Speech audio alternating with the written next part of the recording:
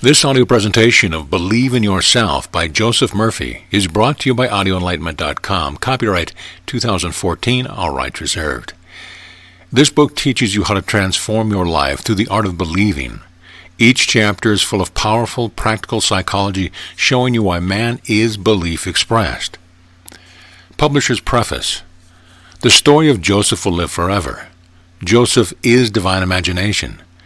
Dr. Murphy shows you the science of imagination in a vivid, intensely practical way.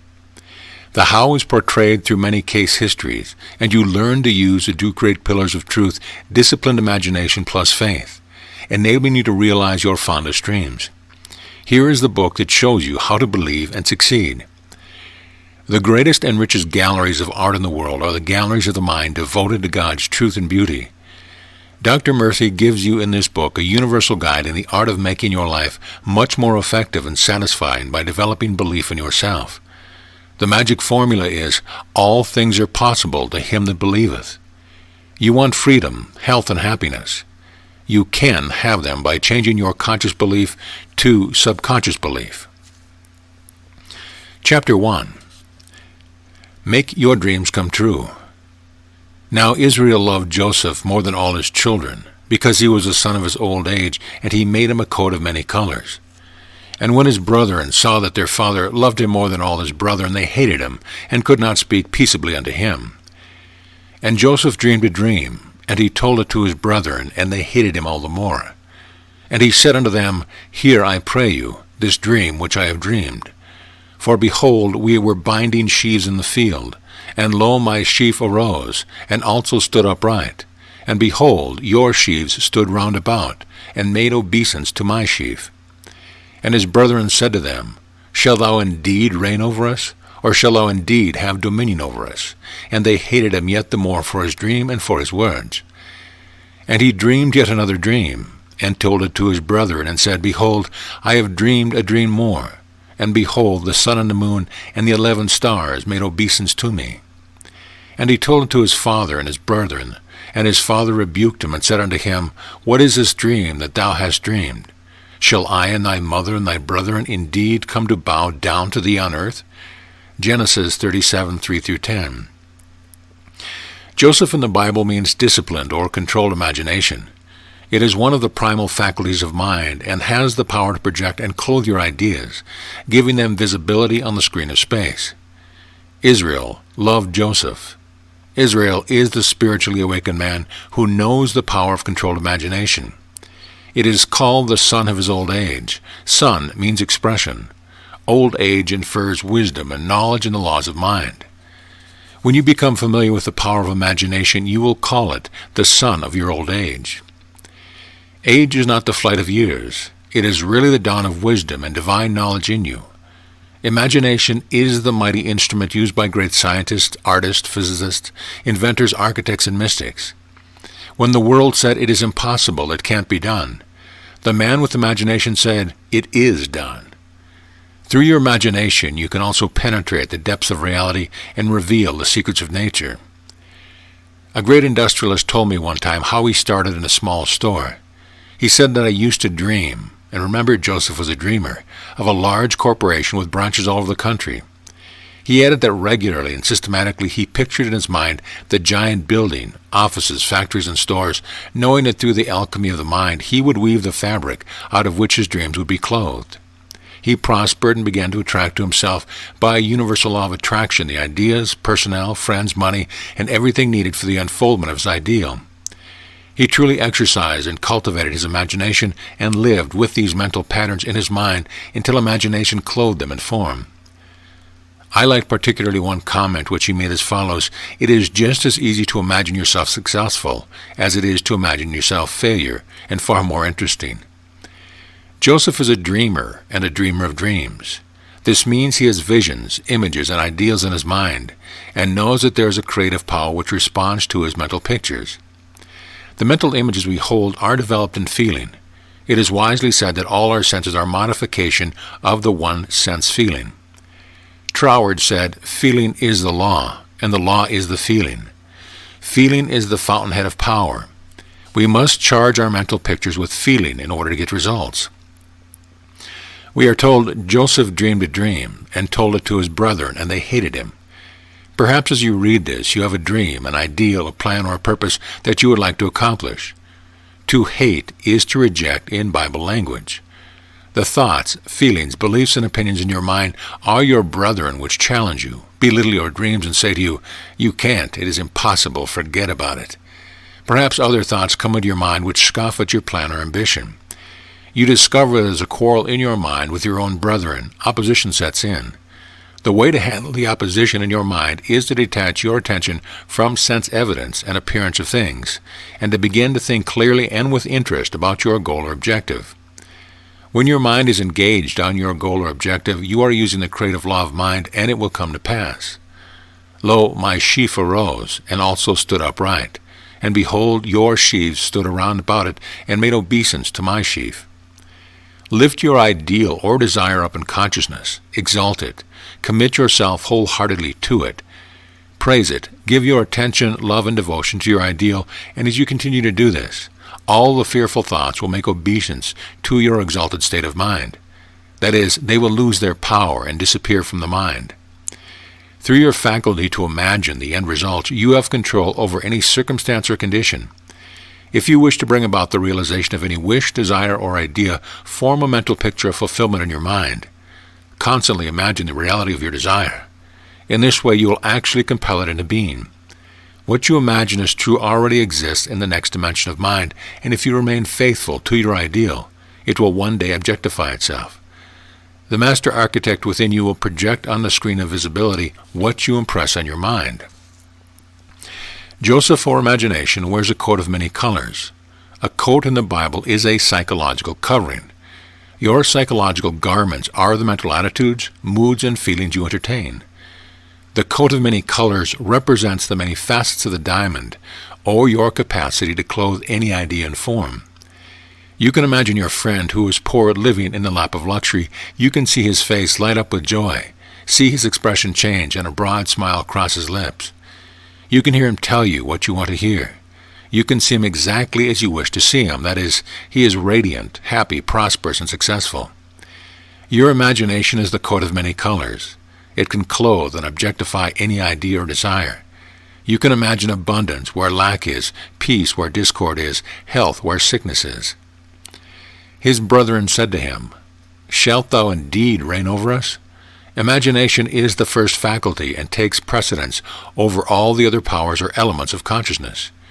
You have 12 faculties or brethren, but your imagination, when disciplined, enables you to collapse time and space and rise above all limitation. When you will keep your imagination busy with noble, godlike concepts and ideas, you will find it the most effective of all faculties in your spiritual ongoing. The phrase, "Joseph is sold unto Egypt," means that your concept or desire must be subjectified, Egypt, first before it becomes objectified. Every concept must go down in Egypt, meaning into the subjective where the birth of ideas takes place. Out of Egypt have I called my son. Joseph is commander of Egypt, which tells you that imagination controls the whole conceptive realm.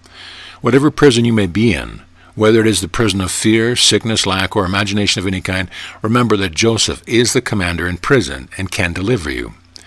You can imagine your freedom and continue to do so until it is subjectified. Then after gestation, in the darkness the manifestation comes, your prayer is answered. Consider for a moment in a distinguished, talented architect. He can build a beautiful, modern, 20th century city in his mind, complete with superhighways, swimming pools, aquariums, parks, etc. He can construct in his mind the most beautiful palace he has ever seen. He can see the buildings in its entirety completely erected before he ever gives his plan to the builders. Where was the building? It was in his imagination. With your imagination, you can actually hear the invisible voice of your mother, even though she lives 10,000 miles from here.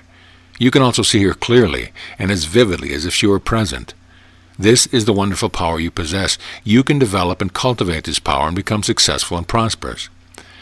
Haven't you heard the sales manager say, "I have to let John go because his attitude is wrong"? The business world knows the importance of right attitude. I remember many years ago having printed a small article on reincarnation. The pamphlets were on display on a book counter of the church where I lectured. In the beginning, very few of them were sold because the salesgirl was violently opposed to its content.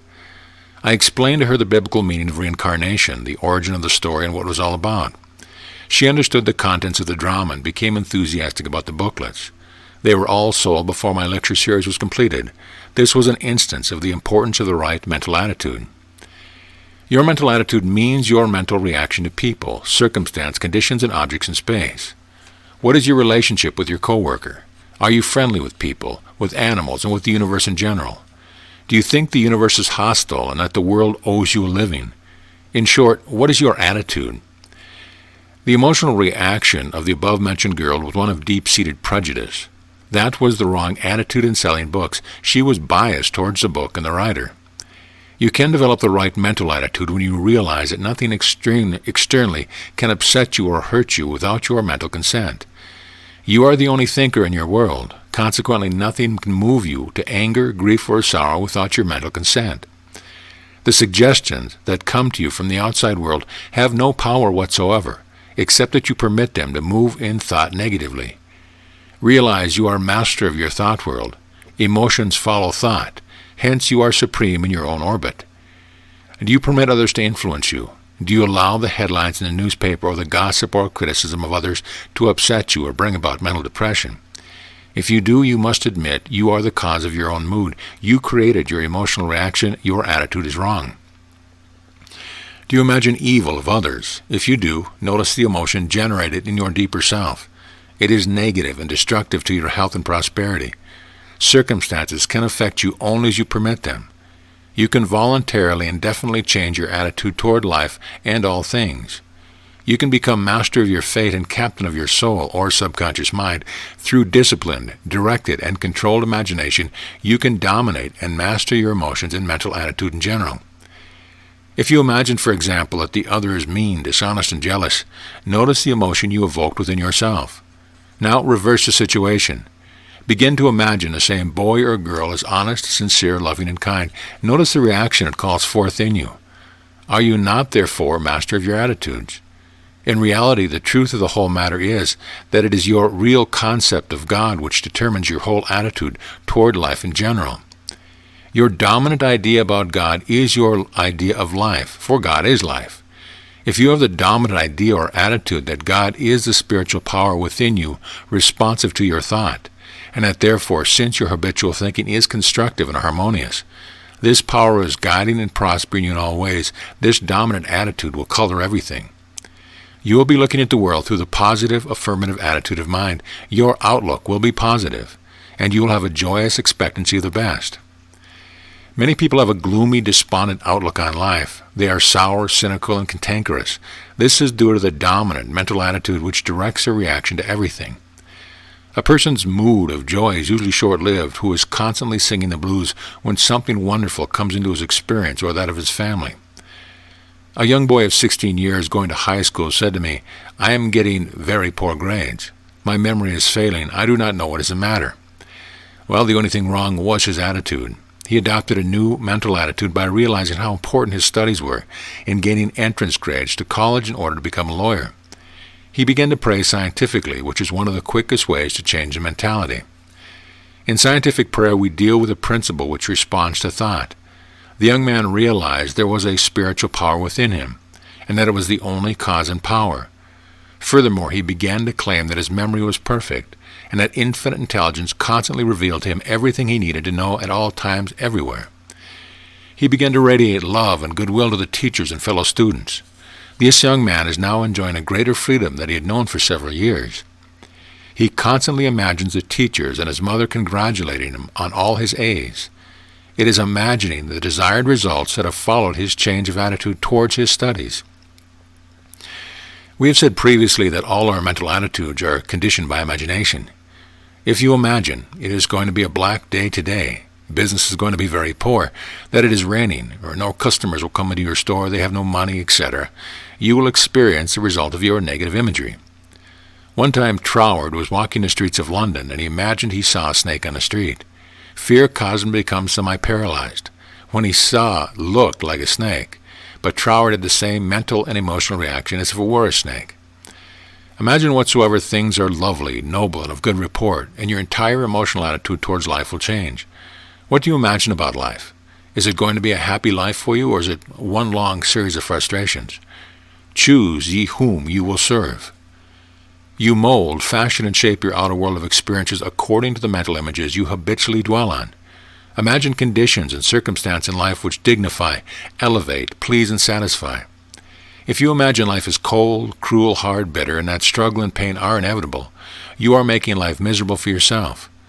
Imagine yourself on the golf course. You are free, relaxed, full of enthusiasm and energy. Your joy is in overcoming all the difficulties presented by the golf course.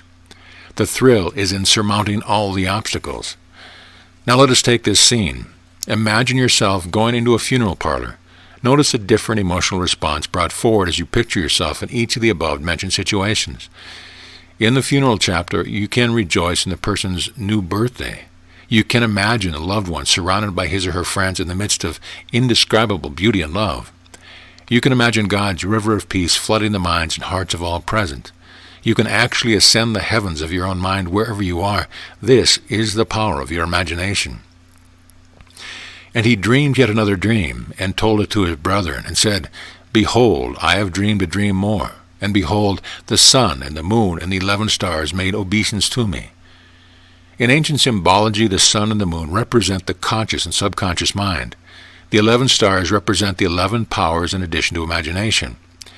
Here again, the inspired writers are telling you that disciplined imagination takes precedence over all other faculties of the mind and controls the direction of the conscious and subconscious mind.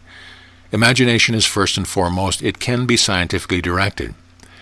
I was examining one of the round towers of Ireland with my father over 50 years ago. He said nothing for 1 hour, but remained passive and receptive, seeming to be in a pensive mood. I asked him what he was meditating on. This is the essence of his answer. He pointed out that it is not only by dwelling on the great, wonderful ideas of the world that we grow and expand. He contemplated the age of the stones in the tower. Then his imagination took him back to the quarries where stones were first formed. His imagination unclothed the stones. He saw with the interior eye the structure, the geological formation, the composition of the stone, and reduced it to the formless state. Finally, he imagined the oneness of the stones with all life. He realized in his divine imagery that it was possible to reconstruct the history of the Irish race from looking at the round tower. Through the imaginative faculty, this teacher was able to see the invisible men living in the tower and to hear their voices. The whole place became alive to him in his imagination. Through this power, he was able to go back in time when there was no round tower there. In his mind, he began to weave a drama of the place from which stones originated, which brought them the purpose of the structure and the history connected with it. As he said to me, I am able to almost feel the touch and hear the sound of steps that vanished thousands of years ago. The subjective mind permeates all things. It is in all things and is a substance from which they are made.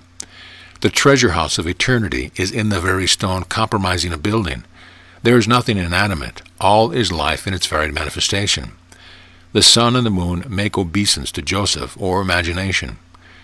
Truly, through your faculty of imagination, you can imagine the invisible secrets of nature are revealed to you. You will find that you can plumb the very depths of consciousness, calling things that be not as though they were, and the unseen become seen. The other night I sat in a park and looked at the setting sun. Suddenly I began to think that the sun is like a house in the city of Los Angeles.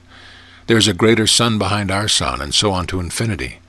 It staggers imagination to ponder and meditate on the myriads of suns and solar galaxies extending into infinity beyond the Milky Way.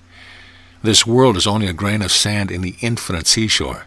Instead of seeing the parts, let us look at the wholeness, the unity of all things. We are, as the poet said, all parts of one stupendous whole, whose body nature is, and God the soul. It is really out of the imaginative mind of men all religions are born. It is not out of the realm of imagination, television, radio, radar, superjets, and all other modern inventions came.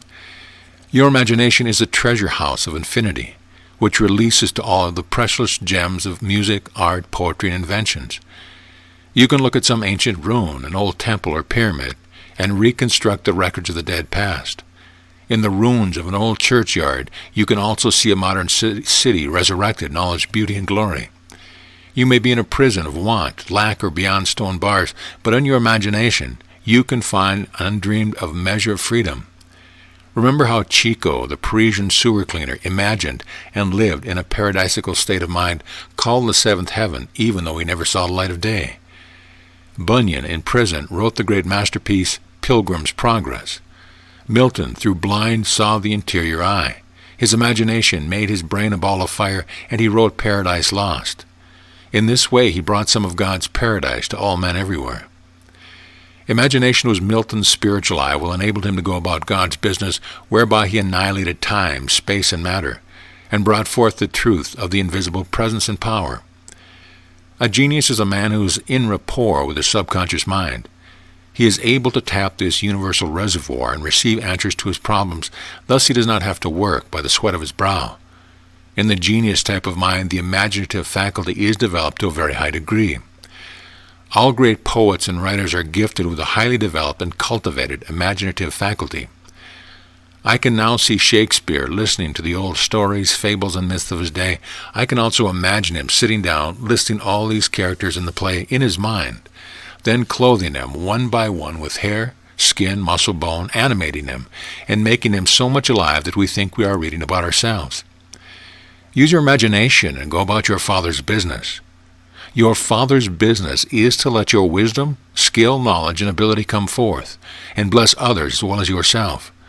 You are about your Father's business if you are operating a small store, and in your imagination you feel you are operating a larger store, giving a greater measure of service to your fellow creature.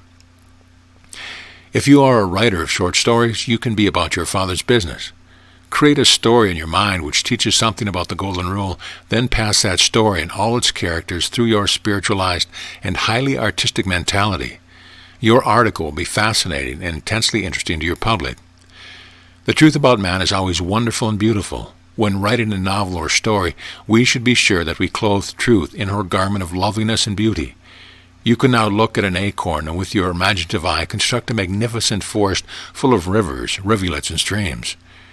You could people the forest with all kinds of life. Furthermore, you could hang a bow on every cloud.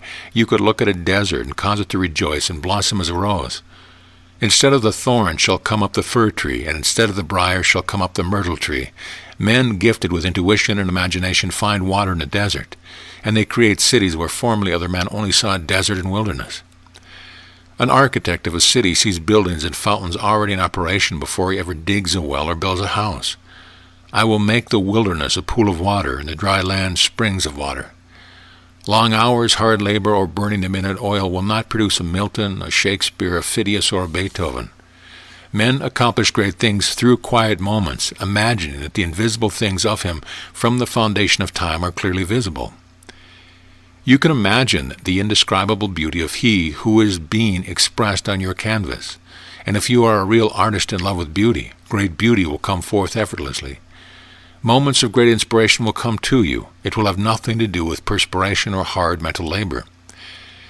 In Greenwich Village, I met a poet who wrote beautiful poems. He had them printed on cards and sold them at Christmas time. Some of these poems were beautiful gems of spiritual love. He said when he got still, the words would come into his mind accompanied by a lovely scene. Flowers, people, and friends would come clearly into his mind. These images spoke to him. They told him their story. Oftentimes the complete poem, song, or lullaby would appear complete and ready in his mind without the slightest effort. His habit was to imagine he was writing beautiful poems which could stir the hearts of men. Shelley said poetry was an expression of the imagination. When the poet meditates on love and wishes to write on love, the invisible intelligence and wisdom within him stirs his mind, casts the spell of God's beauty over him, and awakens him to God's eternal love, so that his words become clothed with wisdom, truth, and beauty. The great musician is within. If it is your business to play music or compose music, be sure you are on your Father's business. Your Father's business is first of all to recognize God as the great musician. Then meditate, feel, pray, and know that the inner music sings or plays through you the song of God's love, and you will play like you never played before. Every invention of Edison's was first conceived in his imagination. The same was true of Tesla, another great inventor and scientist. I think it was Oliver Wendell Holmes who said we need 3 storymen who can idealize, imagine, and predict. I believe it was the capacity to imagine and dream that caused Ford to look forward to putting the world on wheels. Your capacity to imagine causes you and enables you to remove all barriers of time and space. You can reconstruct the past or contemplate the future through with your inner eye. No wonder it says in Genesis, Israel loved Joseph, or imagination, more than all his brethren. Imagination, when disciplined, spiritualized, controlled, and directed, becomes the most exalted and noblest attribute of man. I was in conversation some years ago with a young chemist who stated that his superiors for years had tried to manufacture a certain German dye and failed. He was given the assignment when he went with them. As he commented, he did not know it could not be done, and synthesized that compound without any difficulty. They were amazed and wanted to know his secret. His answer was that he imagined he had the answer. Pressed further by his superiors, he said that he could clearly see the letters "answer" in blazing red color in his mind. Then he created a vacuum underneath the letters, knowing that as he imagined the chemical formula underneath the letters, the subconscious would fill it in. The third night he had a dream, in which the complete formula and the technique of making the compound was clearly presented. Joseph, your imagination is a dreamer, and a dreamer of dreams. They conspired against him to slay him, and they said one to another, "Behold, this dreamer cometh." Perhaps as you read this biblical quotation, there are thoughts of fear, doubt, and anxiety conspiring in your own mind to slay or kill that desire, ideal or dream of yours. You look at conditions or circumstances and fear arises in your mind, yet there is a desire within you which, if realized, would bring you peace and solve your problem. You must be like Joseph and become a practical dreamer. Decide to make your dream come true. Withdraw and abstract your attention now from appearances of things and from sense evidence.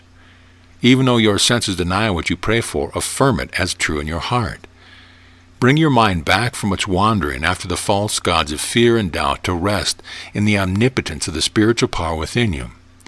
In the silence and quietude of your own mind, dwell on the fact that there is only one power and one presence. This power and presence is now responding to your thought as guidance, strength, peace, and nourishment for soul. Give all your mental attention to recognizing the absolute sovereignty of the spiritual power, knowing that the God power has the answer, and is now showing you the way. Trust it, believe in it, and walk the earth in the light your prayer is already answered. All of us read the story of Columbus and his discovery of America. It was imagination that led him to his discovery. His imagination plus faith in a divine power led him on and brought him to victory. The sailor said to Columbus, "What shall we do when all hope is gone?"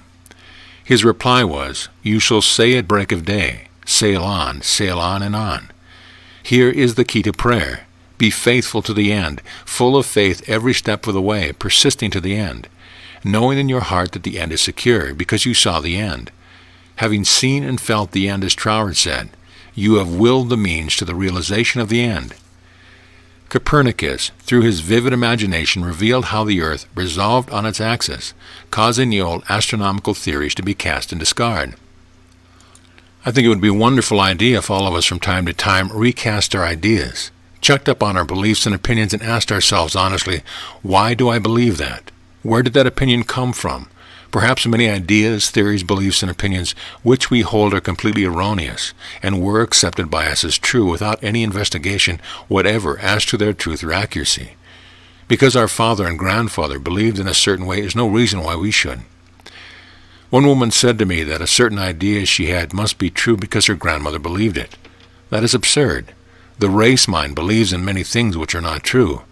What came down from generation to generation is not necessarily valid or the final word on authority. The above-mentioned woman, who was honest and well-meaning, had a mind that was very touchy on psychological truth. She took everything in the Bible literally. This mind worked by prejudice, superstition, and opposed everything which was not in accord with our established beliefs, opinions, and preconceived notion. Our minds must be like a parachute. The ladder opens up. If it does not, it isn't any good. Likewise, we must open our eyes and minds to the new truth. We must hunger and thirst after new truth and new knowledge, enabling us to soar aloft above our problems on the wings of faith and understanding. The famous biologists, physicists, astronomers, and mathematicians of our day are men gifted with a vivid scientific imagination. For instance, the Einstein theory of relativity existed first in his imagination. Archaeologists and paleontologists studying the tombs of ancient Egypt through their imaginative perception reconstruct ancient scenes. The dead past becomes alive and audible once more. Looking at the ancient runes and the hieroglyphic therein, the scientist tells us an age when there was no language. Communication was done by grunts, groans, and signs. The scientist's imagination enables him to clothe this ancient temple with roofs and surround them with gardens, pools, and fountains. The fossil remains are clothed with eyes, sinews, and muscles, and they again walk and talk. The past becomes the living past, and we find in imagination there is no time or space. Through your imaginative faculty, you can be a companion of the most inspired writers of all time. I gave a lecture on the 21st chapter of Revelation some time ago in the Wilshire Ebel Theater in Los Angeles to our Sunday audience. The previous night, while I was meditating on the inner meaning of the following verses, I intuitively and actually felt the presence and the intimate companionship of the mystic seer who wrote the inspired verses. And I, John, saw the holy city, New Jerusalem, coming down from God out of heaven, prepared as a bride adorned for her husband. And I heard a great voice out of heaven saying, Behold, the tabernacle of God is with men, and he will dwell with them and be their God. Revelations 21:2-2. Can't you now walk down the court of your own mind and there see, inwardly perceive, feel, and sense God's river of peace flowing through your mind? You are now in the holy city, your own mind, inhabited by such lovely people as bliss, joy, faith, harmony, love, and goodwill. Your mind is clothed with God's radiant beauty, and your mood is exalted, noble, and godlike. You are married mentally and spiritually to God and to all things good. You have on your wedding garment, because you are in tune with the infinite, and God's eternal verities constantly impregnate your mind. In your imagination you sense and feel that you are the tabernacle of God, and that His Holy Spirit saturates and fills every part of your being. Your imagination now becomes seized with a divine frenzy. You become God-intoxicated, having received the divine antibody, the presence of God in the chamber of your heart. You can look at a rock, and out of that rock, through divine imagination, you can reveal a Madonna and portray a vision of beauty and joy forever. Never permit your imagination to be used negatively. Never distort or twist it. You can imagine sickness, accident, and loss and become a mental wreck. To imagine sickness and lack is to destroy your peace of mind, health, and happiness.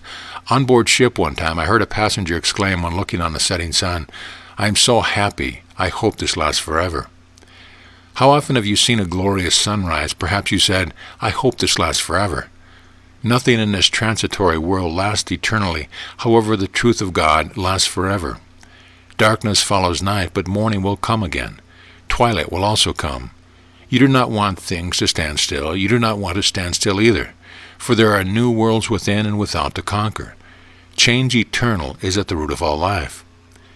You do not want to remain in a rut. Problems are life's way of asking you for an answer. The greatest joy and satisfaction is in overcoming. In conquering life would become unbearable and unendurable if we could not experience change. We would be bored by the monotony of things. You meet with night and day, cold and heat, ebb and flow, summer and winter, hope and despair, success and failure. You find yourself moving through opposites, through your power to imagine what you wish and to feel its reality subjectively is to reconcile the opposite and bring peace to your mind. In the midst of sorrow, grief, or the loss of a loved one, your imagination and faith, the two wings of the bird, take you aloft into the very bosom of God, your Father, where you find peace, solace, and divine rest for your soul. In your imagination you look into the very face or truth of God, and God wipes all tears, and there shall be no more crying. All the mist and fog of the human mind dissolves into the sunshine of God's love. And God shall wipe away all tears from their eyes, and there shall be no more death, neither sorrow, nor crying, neither shall there be any more pain, for the former things are passed away. Behold, I make all things new. Revelations 4:5. When the night is black, you see no way out. That is, when your problem is most acute, let your imagination be your Savior. I will lift up mine eyes, or imagination, unto the hills, from whence cometh my help. The hills are of an inner range, the presence of God in you. When you seek guidance and inspiration, fix your eyes on the stars of God's truth, such as infinite intelligence leads and guides me, or divine wisdom floods my mind, and I am inspired from on high. There is a designer, an architect, and a weaver within you. It takes the fabric of your mind, your thoughts, feelings, and belief, and molds them into a pattern of life which brings you peace or discord, health or sickness. You can imagine a life which will take you up to the third heaven, where you will see unspeakable and unutterable things of God. Or through the distorted, morbid use of your imagination, you can sink to the depth of degradation. Man is the tabernacle of God, and no matter how low a man is sunk, the healing process is there waiting to minister to him. It is within us, waiting for us to call upon him. You can use your imagination in all business transactions in a wonderful way. Always imagine yourself in the other fellow's place.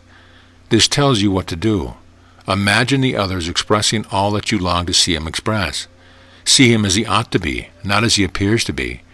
Perhaps he is surly, sarcastic, bitter, hostile. There may be many frustrated hopes and tragedies lurking in his mind. Imagine whatsoever things are lovely and of good report, and through your imagination you have covered him with the garment of God. God's world of ideals and God's infinite ideas are within him waiting to be born and released. You can say, if you wish, God waits to be born in him. You can open the door and kindle the fire of God's love in the man's heart, and perhaps the spark you lit will burst into a divine flame. The greatest and richest galleries of the world are the galleries of the mind devoted to God's truth and beauty. Leonardo da Vinci, through his gift of imagination, meditated on Jesus and the 12 disciples and what they meant. Lost in deep reverie, his imagination secreted the perfect picture from the infinite reservoir within him. And due to his perfect focus, his inner eyes glowed with an interior luminosity, so that he was inspired, and out of his divine imagery came the masterpiece, The Last Supper. You have visited a quiet lake or a mountaintop. Notice how the placid, cool, calm surface reflected the heavenly lights. So does a quiet mind and a spiritual man reflect God's interior lights and wisdom. Picture your ideal in life. Live with this ideal. Let the ideal captivate your imagination. Let the ideal thrill you. You will move in the direction of the ideal which governs your mind. The ideals of life are like the dews of heaven, which move over in arid areas of man's mind, refreshing and invigorating them. The inspired writer's imagination was fired with truth when he wrote, "There is a river, the streams whereof shall make glad the city of God, the holy place of the tabernacles of the Most High." By now you know that imagination is the river enabling you to flow back psychologically to God. The streams and rivulets are your ideas and feelings, plus the emanation of love and goodwill that goes forth from you to all men everywhere. Man looks out into the world and he sees sickness, chaos, and man's inhumanity to man. The man with a disciplined imagination soars above all appearances, discord, sense evidence, and sees the sublime principle of harmony operating through, in, and behind all things. He knows through his divine imagery that there is an everlasting law of righteousness behind all things, an ever-abiding peace, a boundless love governing the entire cosmos. These truths surge through the heart and are born of the eternal truth which through the imagination pierces the outer veil, and rests in the divine meaning of the way it is in God in heaven. Imagination was the workshop of God, who inspired the writer of the following matchless spiritual gems, which will go down throughout the corridor of time and live forever. For tender beauty and divine imagery, they are unsurpassed in dealing with the availability and immanence of God's presence. For he shall give his angels charge over thee, to keep thee in all thy ways. Psalm 91:11. Whither shall I go from thy spirit, or whither shall I flee from thy presence? If I ascend up into heaven, thou art there. If I make my bed in hell, behold, thou art there. If I take the wings of the morning, and dwell in the uttermost parts of the sea, even there shall their hand lead me, and thy right hand shall hold me. End of section. Chapter 2. Using the Subconscious Mind in Business. Long before our Bible was published, ancient wisdom said, "As man imagines and feels, so does he become." This ancient teaching is lost in the night of time. It is lost in antiquity. The Bible states, "As a man thinketh in his heart, so is he." Legend relates that many thousands of years ago, the Chinese sages gathered together under the leadership of a great sage to discuss the fact that vast legends of brutal invaders were pillaging and plundering the land. The question to be resolved was, how shall we preserve the ancient wisdom from the destruction of the invaders? There were many suggestions. Some thought that the ancient scrolls and symbols should be buried in the Himalayan mountains. Others suggested the wisdom be deposited in monasteries in Tibet. Still others pointed out that the sacred temples of India were the ideal places for the preservation of the wisdom of their God. The chief sage was silent during the entire discussion. In fact, he went to sleep in the midst of their talk and snored loudly, much to their dismay. He awakened in a little while and said, "Tao, God, gave me the answer, and it is this. We will order the great pictorial artists of China, men gifted with divine imagination, which is the workshop of God, and tell them what we wish to accomplish. We will initiate them into the mysteries of truth. They will portray or depict in picture form the great truth which shall be preserved for all time and for countless generations yet unborn. When they are finished with the dramatization of the great truth, powers, qualities, and attributes of God through a series of picture cards, we will tell the world about a new game that has been originated. Men throughout the world for all time will use them as a game for chance, not knowing that through this simple device they are preserving the sacred teaching of all generation. This was the generation and origin of our own deck of cards. The ancient Chinese sages, according to the legend, added if all the sacred writings were destroyed, they could again be resurrected at any time through the symbolic teaching and inner meaning of the various designs on the playing cards. Imagination clothes all ideas and gives them form. These artists, through the divine artistry of imagination, clothed all these ideas with pictorial form. In the act of imagination, that which is hidden in your deeper self is made manifest. By imagination, what exists in latency or is asleep within you is given form and thought. We contemplate that which hitherto had been unrevealed. Let us take some simple examples. When you were going to be married, you had vivid, realistic pictures in your mind. With your power of imagination, you saw the minister or priest. You heard him pronounce the words. You saw the flowers, the church, and you heard the music. You imagined the ring on your finger, and you traveled through your imagination on your honeymoon to Niagara or Europe. All this was performed by your imagination. Likewise, before graduation, you had a beautiful scenic drama taking place in your mind. You had clothed all your ideas about graduation in form. You imagined the professor or the president of the college giving you your diploma. You saw all the students dressed in gowns. You heard your mother, father, or your girlfriend congratulate you. You felt the embrace and the kiss. It was all real, dramatic, exciting, and wonderful. Images appeared freely in your mind as if from nowhere, but you know and must admit that there was and is an internal creator with power to mold all these forms which you saw in your mind and endow them with life. These images said to you, "For you only we live." A young man said to me in the army before he was discharged, "I see my mother clearly. I can now imagine her welcome. I see the old home. Father is smoking a pipe.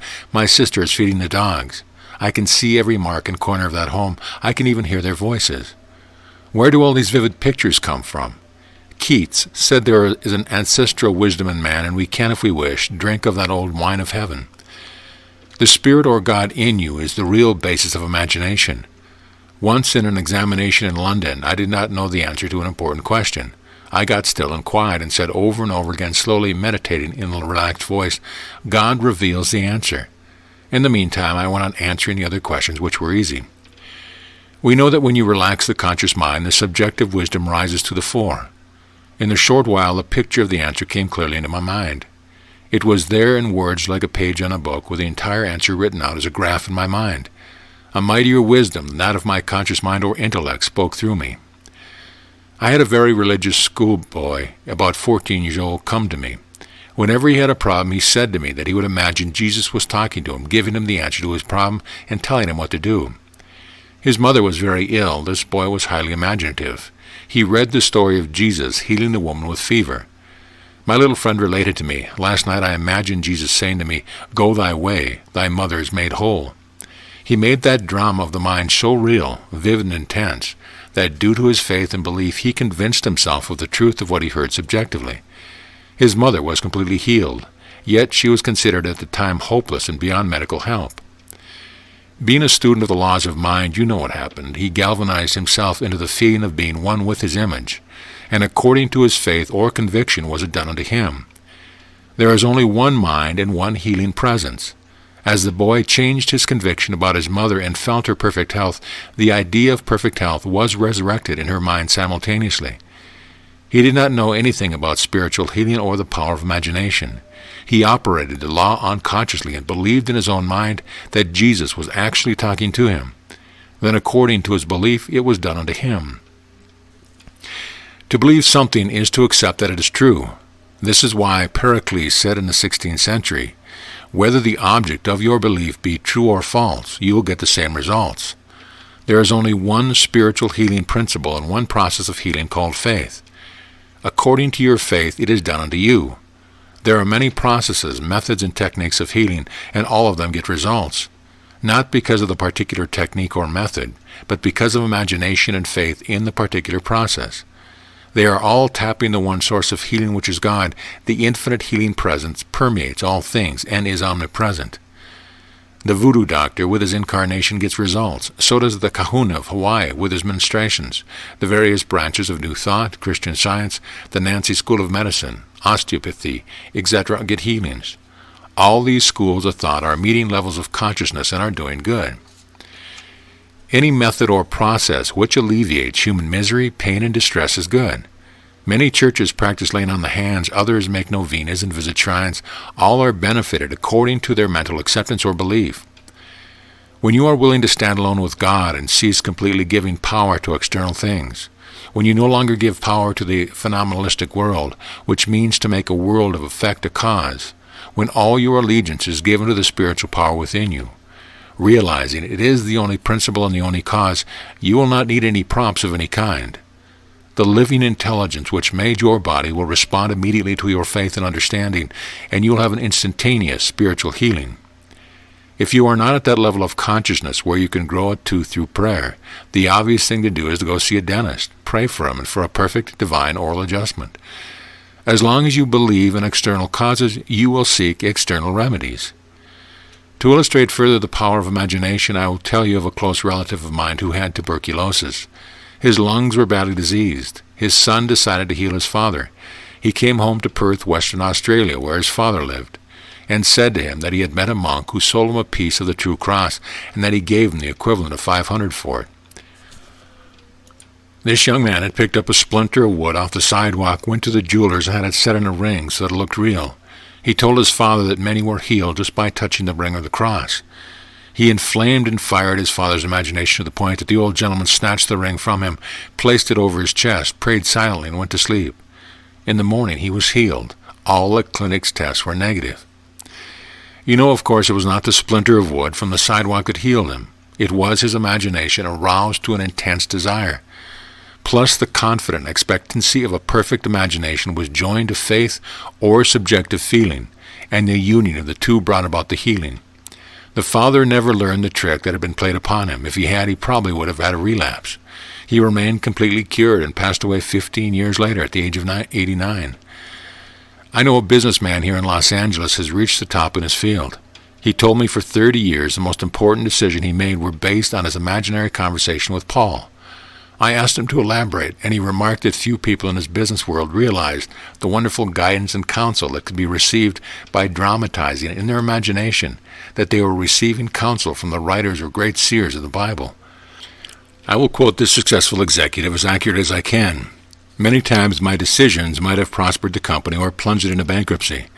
I vacillated, wavered, got high blood pressure and heart disease. One day the idea came to me, why not ask Jesus or Paul?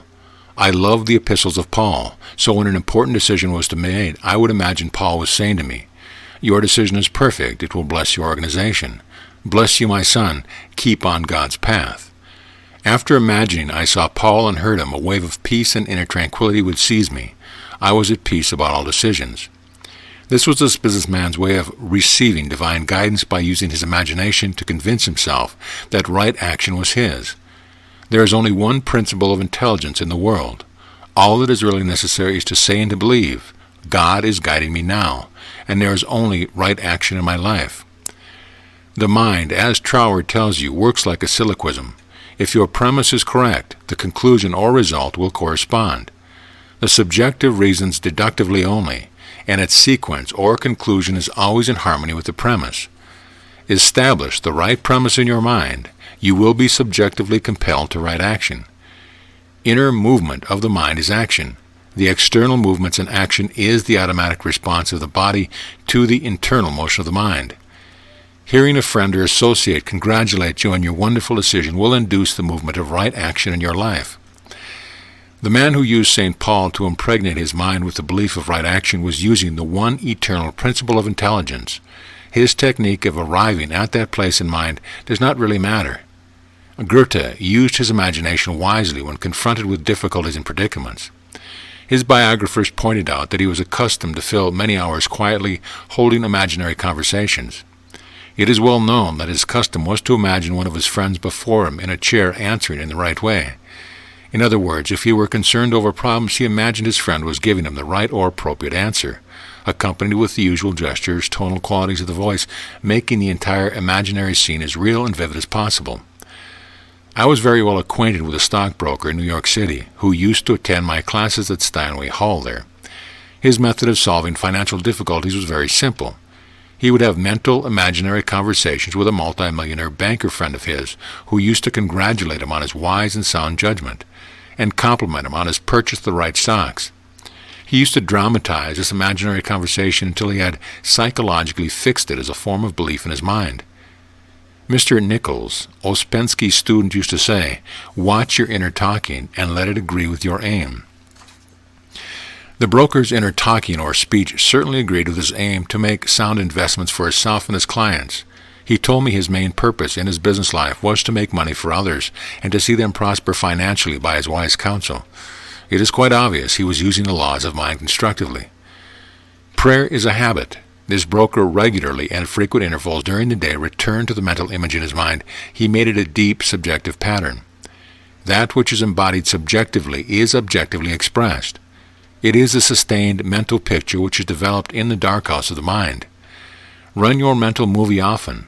Get into the habit of flashing it on the screen of your mind frequently.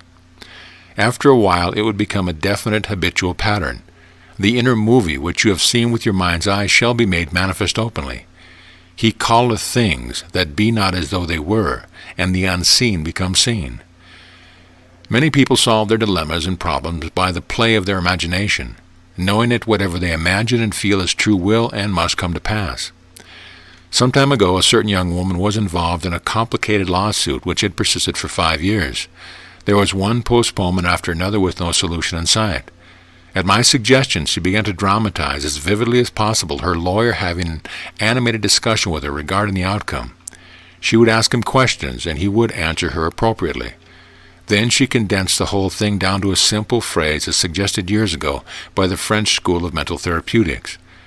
She had him repeat it over and over again to her. The phrase, she said, was, "There has been a perfect, harmonious solution. The whole case is settled outside court."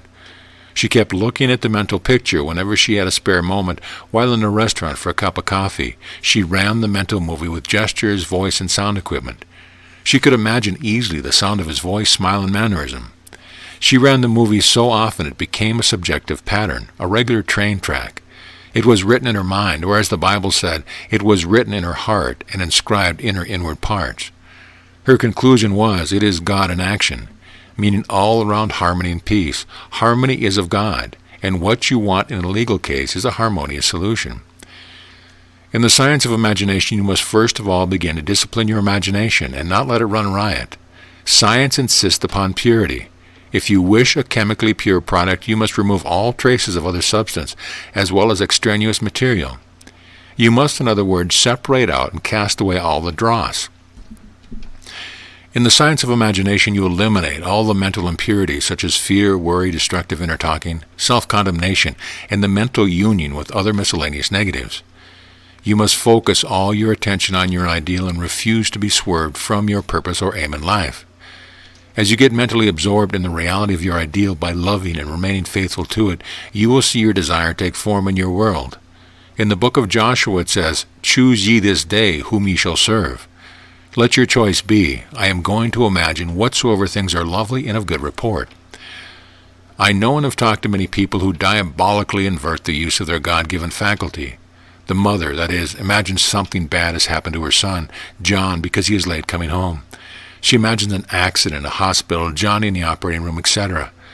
A businessman whose affairs are prosperous yet dwells on the negativity is another example of the destructive use of imagination.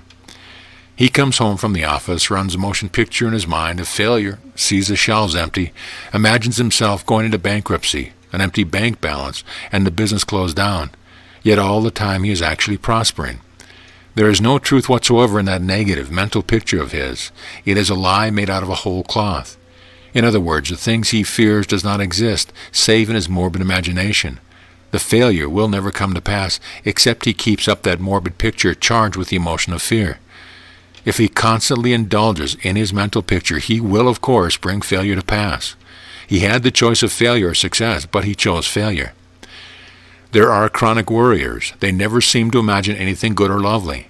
They seem to know that always something bad or destructive is going to happen. They cannot tell you one reason why something good should and could not happen. However, they are ready with all the reasons why something dire and evil should occur. Why is this?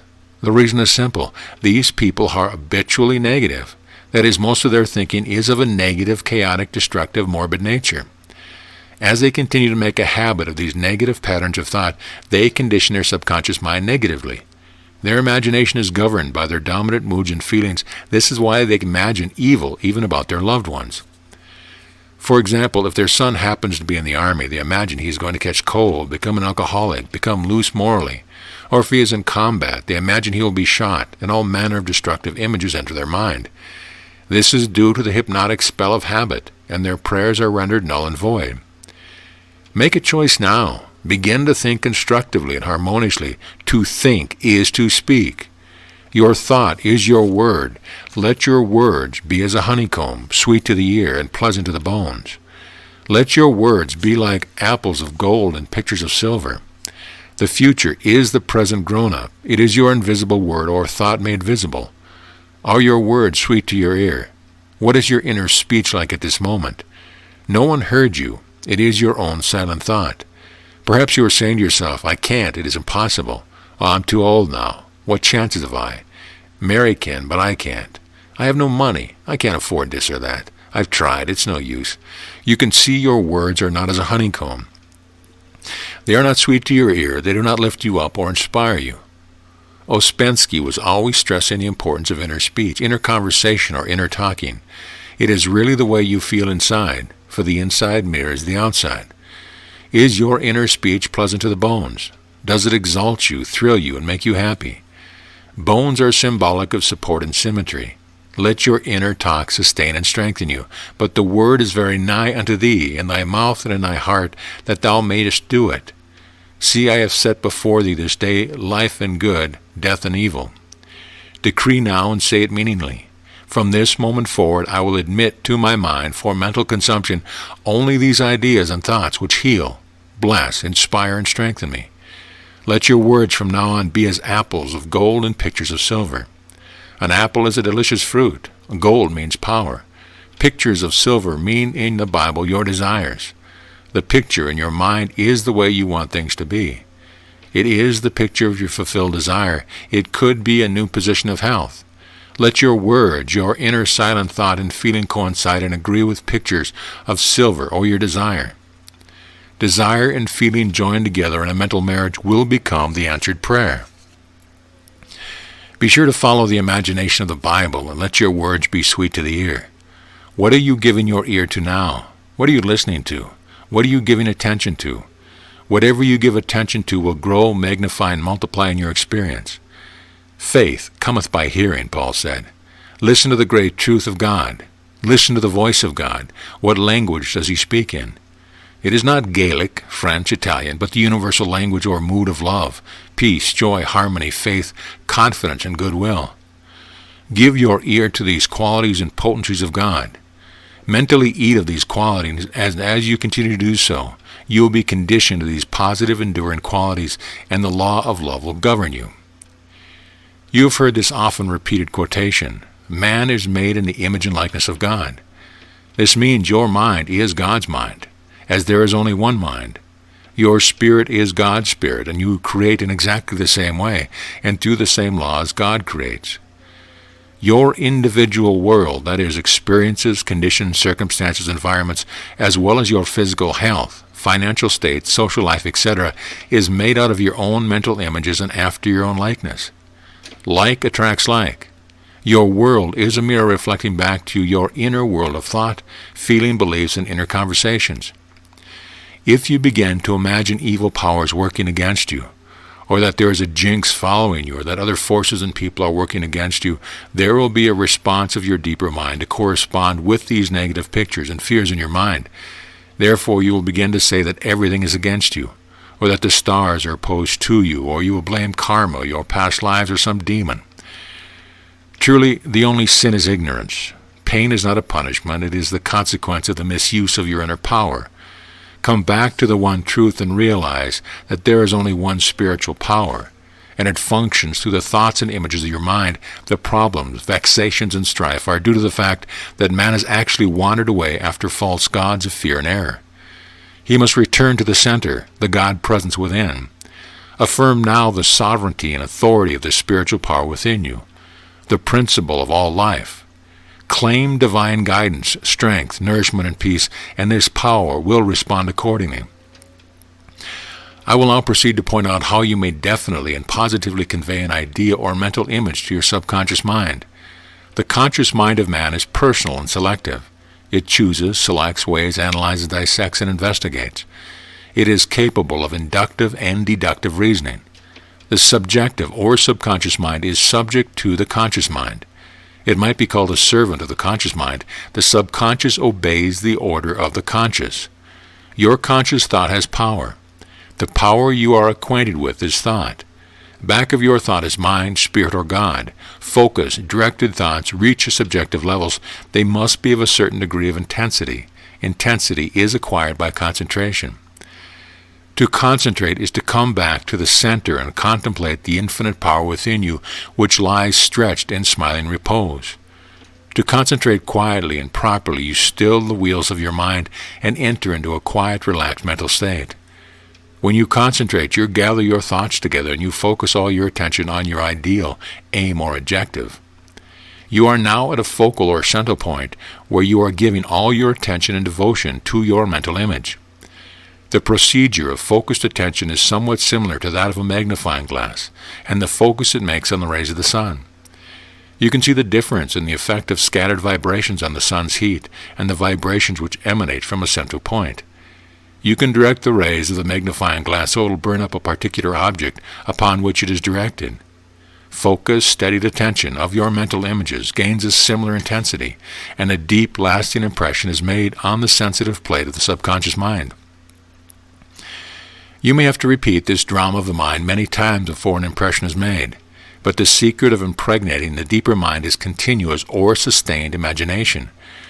When fear or worry comes to you during the day, you can always immediately gaze upon that lovely picture in your mind, realizing and knowing you have operated a definite psychological law which is now working for you in the dark house of your mind. As you do this, you are truly watering the seed and fertilizing it, thereby accelerating its growth. The conscious mind of man is the motor, the subconscious is the engine. You must start the motor and the engine will do the work. The conscious mind is the dynamo that awakens the power of the subconscious. The first step in conveying your clarified desire, idea, or image to the deeper mind is to relax, immobilize the attention, get still and quiet. This quiet, relaxed, peaceful attitude of mind prevents extraneous matter and false ideas from interfering with your mental absorption of your ideal. Furthermore, in the quiet, passive, receptive attitude of mind, effort is reduced to a minimum. In the second step, you begin to imagine the reality of that which you desire. For example, you may wish to sell a home. In private consultation with a real estate broker, I have told them of the way I sold my own house. They have applied it with remarkable results. I placed a sign in the garden in front of my home which read, "For sale by owner." The second day after placing the sign, I said to myself I was going to sleep, "Supposing you sold the house, what would you do?" I answered my own question, and I said I would take that sign down and throw it in the garage. In my imagination, I took hold of the sign, pulled it out from the ground, and threw it on my shoulders, went to the garage, threw it on the floor, saying jokingly to the sign, "I don't need you anymore." I felt the inner satisfaction of it all, realizing it was finished. The next day a man gave me a deposit of $1,000 and said, "Take your sign down. We will go into escrow now." Immediately I pulled the sign up and took it into the garage. The outer action confirmed to the inner. There is nothing new about this. As within, so without, meaning according to the image impressed on your subconscious mind, so it is on the objective screen of your life. This procedure or technique is older than our Bible. The outside mirrors the inside. External action follows internal action. I was engaged by a very large corporation to do some spiritual work for them. Through fraudulent means, others were trying to lay claim to their vast mining and other interest. They were harassing the company by legal trickery and trying to get something for nothing. I told the lawyer to dramatize vividly in his imagination several times daily the president of the company which he represented, congratulating him on the perfect, harmonious solution. As he sustained the mental picture through continuous mental application, the subjective wisdom gave him some new ideas. As he said, right out of the blue, he followed these up when the case was closed soon afterwards. If a person has a mortgage due at the bank, and he does not have the money to cover it, and if he will faithfully apply this principle, the subconscious mind will provide him with the money. Never mind how, when, where, or through what source. The subjective mind has ways you know not of. Its ways are past finding out. It's one of the instruments or tools which God gave man, so he could provide himself with all things necessary for his welfare. The man who hasn't the money to meet the mortgage can imagine himself depositing a check or currency required in the bank, that is, giving it to the cashier. The important part is to become intensely interested in the mental picture or imagery act. Make it real and natural. The more earnestly he engages his mind on the imaginary drama, the more effectively will the imaginary act be deposited in the bank of the subconscious mind.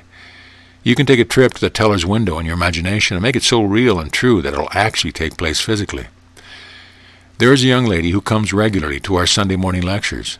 She had to change buses 3 times. It took her 1.5 hours each Sunday to come to the lecture. In the sermon, I told how a young man prayed for a car and received one. She went home and experimented as follows. Here is her letter, in part published by her permission. Dear Dr. Murphy, this is how I received a Cadillac. I wanted one to come to the lectures on Sunday and Tuesdays. In my imagination, I went through the identical process I would go through if I were actually driving a car. I went to the showroom and the salesman took me for a ride in one. I also drove it several blocks. I claimed the Cadillac car as my own over and over again. I kept the mental picture of getting into the car, driving it, feeling the upholstery consistently for over 2 weeks. Last Sunday I drove to your meeting in a Cadillac. My uncle in Inglewood passed away, left me his Cadillac and his entire estate. If you are saying now, I do not know of any way to get the money to pay off the mortgage, do not worry about it. To worry means to strangle. Realize there is a power inherent within you which can provide you with everything you need when you call upon it. You can decree now with feeling and conviction, my house is free from all debt, and wealth flows to me in avalanche of abundance. Do not question the manner in which the answer to your prayer will come. You will do the obvious things necessary, knowing that the subconscious intelligence is directing all your steps, for it knows everything necessary for the fulfillment of your desire. You can imagine also a letter from the mortgage company informing you that you are paid up. Rejoice in that image and live with the imaginary letter in your mind until it becomes a conviction. Become convinced now that there is a power within you capable of bringing what you imagine and feel as true into manifestation. Sitting idly by, daydreaming and imagining the things you would like to possess will not attract them to you. You must know and believe that you are operating in the law of mind. Become convinced of your God-given power to use your mind constructively to bring into manifestation the things you desire. Know what you want. The subconscious mind will carry out the idea because you have a definite, clear-cut concept of what you wish to possess. Imagine clearly the fulfillment of your desire. Then you are giving the subconscious something definite to act upon.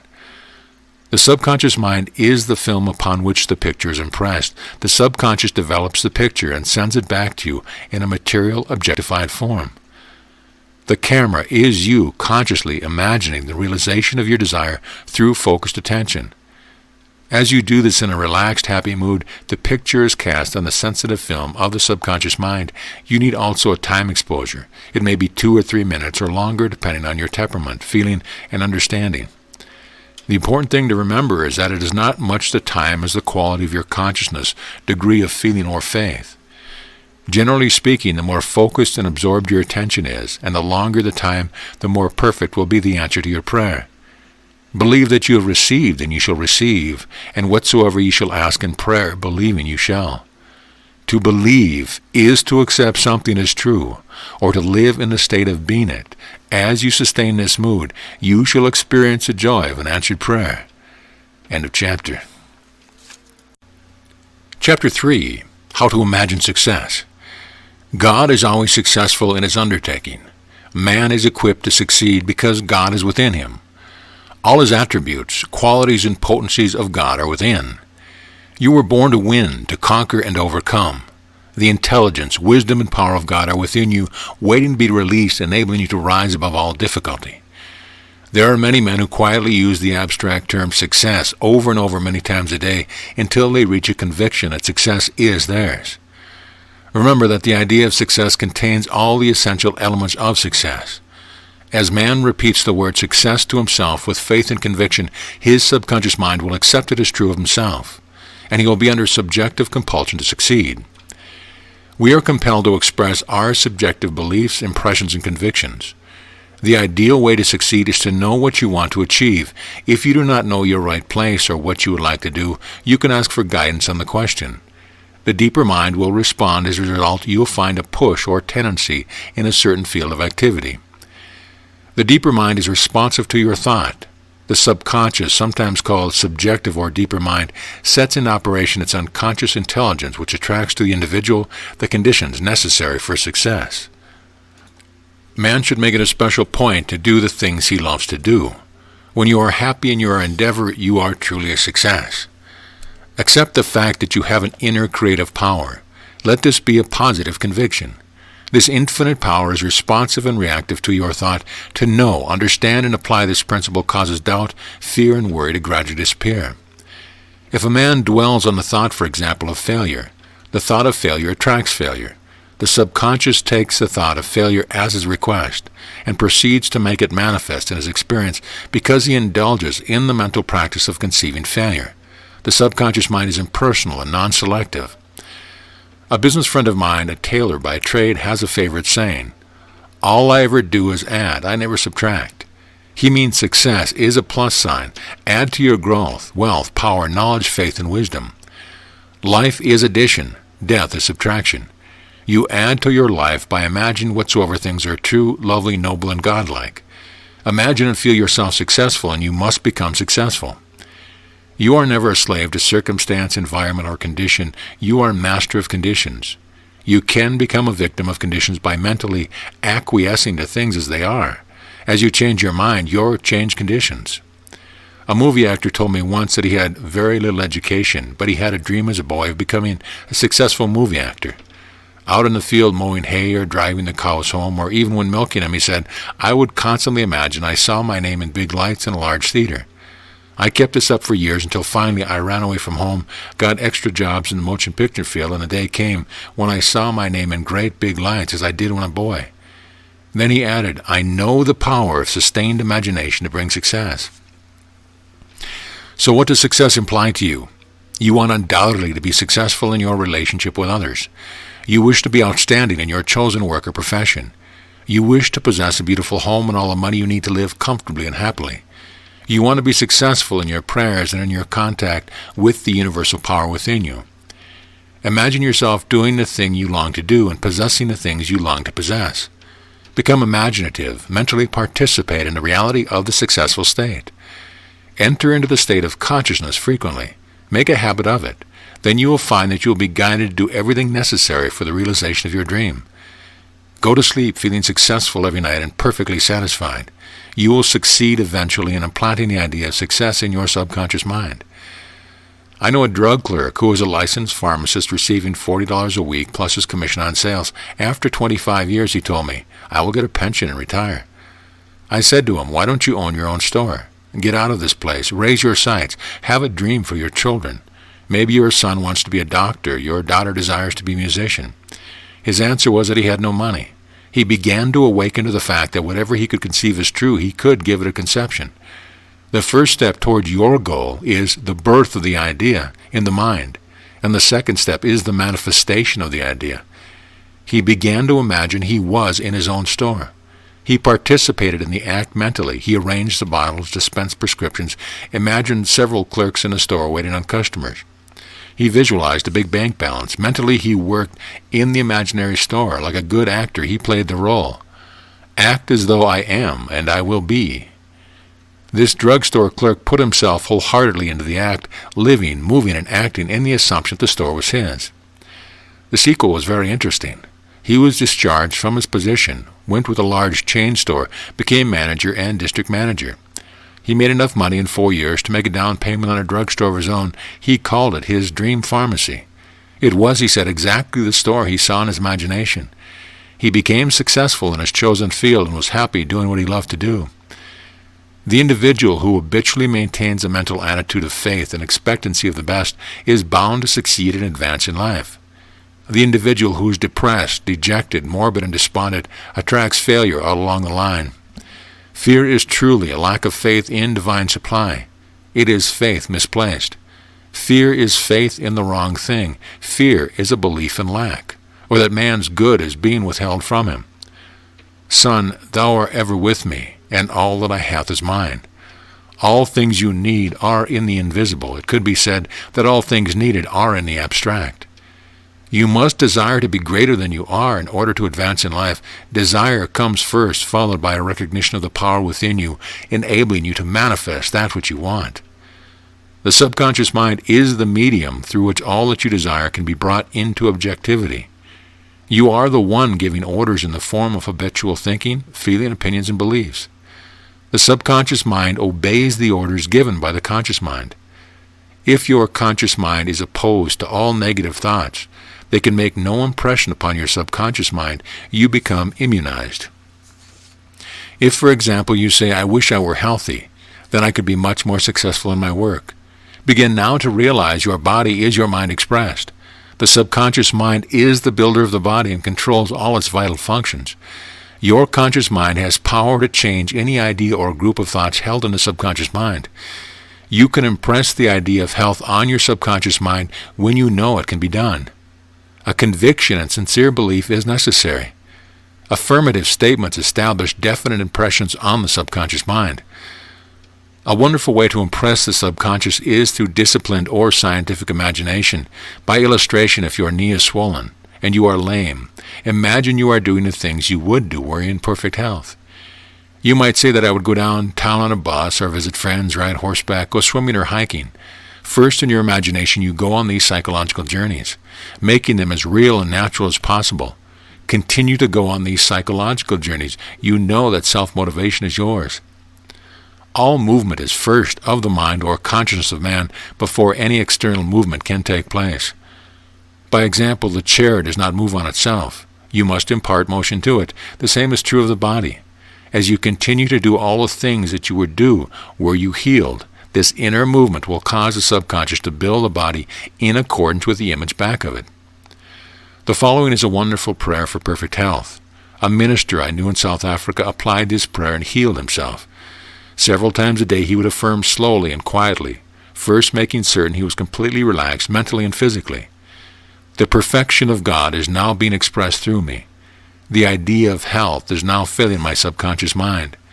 The image God has of me is a perfect image, and my subconscious mind recreates my body in perfect accordance to the perfect image held in the mind of God. This is a simple, easy way of conveying the idea of perfect health to your subconscious mind. You can develop confidence by knowing and realizing that nothing can prevent you from achieving success. Develop a certainty in your mind that this inner power can be called upon to overcome all obstacles. There must be an assurance and determination on your part that you can achieve and accomplish that you set out to do. This positive, affirmative attitude constitutes confidence. You have heard the biblical expression, according to your faith is it done unto you. Faith in God is the realization that there is only one spiritual power which is omnipresent, omniscient, omnipotent, all love, all light, all beauty, all life, and an ever-present help in time of trouble. Know that his power responds to your thought. Cease looking upon God as some being living in the skies with a long beard. God is the essence of man. God is the life of man. We cannot comprehend all of God, for the finite mind cannot comprehend the infinite and toto. For example, your conscious and subconscious mind are projections of God. They are working tools. God is infinite wisdom, boundless love, infinite intelligence, absolute bliss, eternal harmony, and indescribable beauty. All these and others are qualities and attributes of God. You are not cast adrift on the ocean of life, deserted by the Creator of life. This presence and power is within you. This knowledge or awareness of divinity within you is the greatest and most powerful contributing factor to success. Develop your talents. Begin to use them. They are God-given. You have faculties and powers which require constant development. Man shall decree a thing, and it shall come to pass. What are you mentally decreeing now? What is the nature of your inner talking, inner conversations, and your idle moods? Man shall account for every idle word he speaks. The idle words are doubt, fear, anxiety, and worry. If these are present, you are not giving definite positive orders to your subconscious mind because there is no definite impression made as to what you wish to bring to pass. Fear and worry cause confusion in the conscious mind. This creates confusion in the subconscious mind, and nothing happens but confusion in man's affair. Continue to trust in the divine power, and that which you desire will come to you in some manner. Have faith in God, in the divine power, in His divine love, and His overshadowing presence always watching over you, and you will become invincible. Trust in the Lord and do good. So shalt thou dwell in the land, and verily thou shalt be fed. End of chapter. End of book. This audio presentation of Believe in Yourself by Joseph Murphy has been brought to you by AudioEnlightenment.com.